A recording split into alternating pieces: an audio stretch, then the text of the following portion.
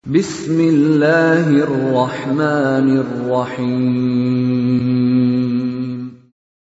Waltakum minkum ummatun yad'una ilal khairi wa ya'muruna bil ma'rufi wa yanhauna 'anil munkar. Assalamualaikum warahmatullahi wabarakatuh. Alhamdulillah wassalatu wassalamu ala rasulillah ma ba'd. Allah berfirman, wajahidu bi amwalikum wa anfusikum.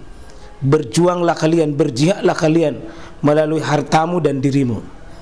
Hampir semua ayat-ayat berjuangan dan pengorbanan itu dimulai dengan bi amwalikum, harta kalian, harta kalian.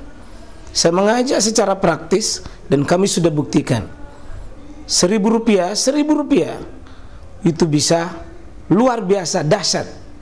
Bisa beli mobil, bisa buat kuburan, ya, bisa membangun masjid. Uang 1.000. Mari kita satukan uang 1.000 kita. Nanti kami jemput di rekening ini, insya Allah bisa kita buat. Di rekening ini, insya Allah kita buat sebuah kekuatan umat dengan Rp1.000. Rp1.000 dahsyat. Saya mengajak, mari kita buktikan. Assalamualaikum warahmatullahi wabarakatuh.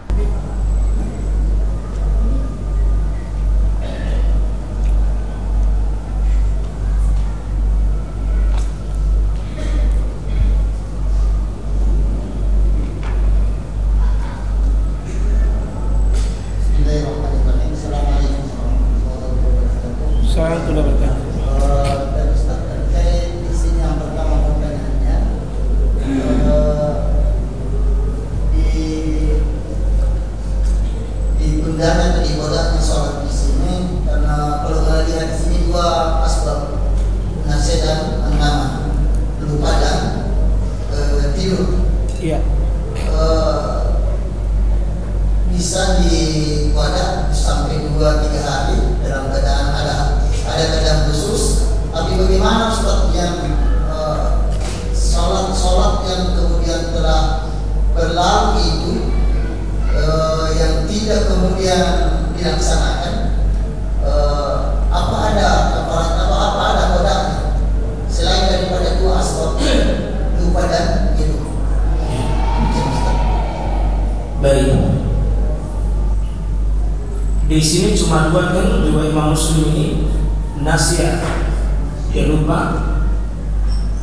Namanya lupa itu Pak, bukan sesuatu yang sifatnya permanen.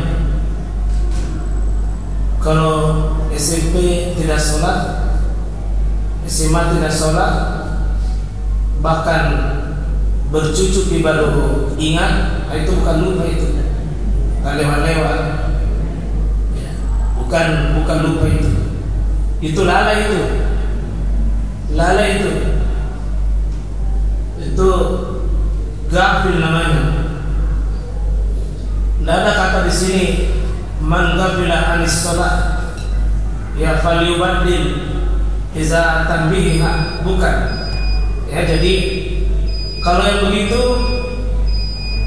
orang yang lalai sholatnya, sering dimain-mainin dulu, sering bolong-bolong, sering tidak dikerja, dia remehkan, itu orang yang begitu adalah wajibun alaihiyatun, wajib baginya bertobat. Bertobat itu solusi. Ya, jadi tidak bisa dengan yusalliha, itu iza zakaraha, bukan iza zakaraha, tapi dia wajib bertobat kepada Allah Subhanahu wa taala. Dia harus tobatkan. Ya, meskipun juga memang ada sebagian ulama yang mengatakan dia ganti dengan sistem ganti, misalnya duhur, sholat duhur lagi, sholat asar lagi. Saya tidak menganjurkan seperti itu terus sekalian, oleh karena tidak ada perincian jelas dari Nabi Sallallahu Alaihi Wasallam tentang itu. Yang diganti adalah puasa yang bisa terhitung, yang masih bisa dihitung. Kalau sholat tidak ada kata ganti, ya, tidak ada kata ganti, tapi bertobat kalau memang dia pernah melalaikan sholat itu. Jadi ini anak-anakku ini yang masih kecil lah ya, yang belum wajib sholat bagi anda memang tobat memang dari sekarang, jangan nanti baru besar bertobat.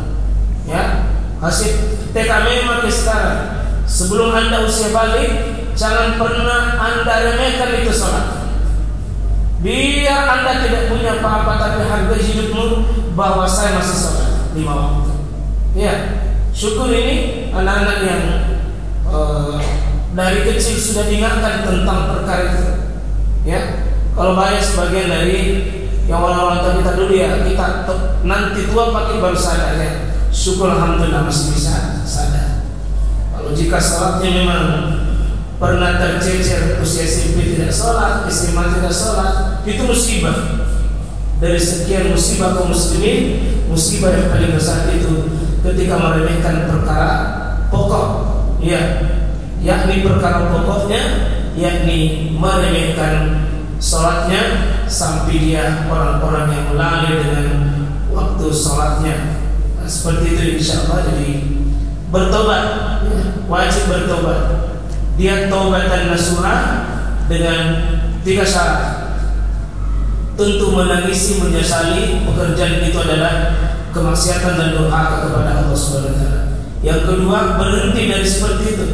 Segera dia rubah hidupnya untuk menata hidup dengan menghargai dan menjaga sholat itu.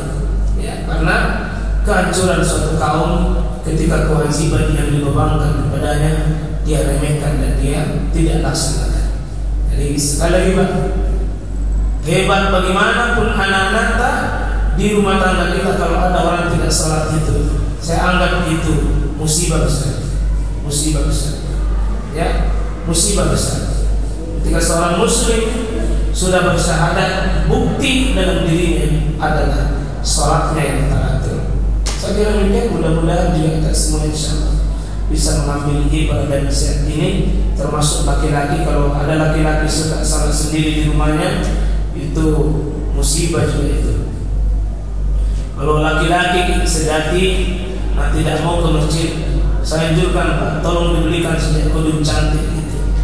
Kalau ada laki-laki tidak mau ke masjid, sama paling bagus pakai kudung saja, supaya dia menjadi laki-laki soleha. Siapa? Kalau laki-laki sejati dan benar, dia menjaga waktu-waktu salatnya untuk membedakan dirinya bahwa dia laki-laki dengan perempuan. Insyaallah seperti itu. Saya mohon maaf segala kekurangannya. Subhanallah wa bihamdihi, asyhadu an la ilaha illa anta, astaghfiruka wa atubu ilaik. Assalamualaikum warahmatullahi wabarakatuh.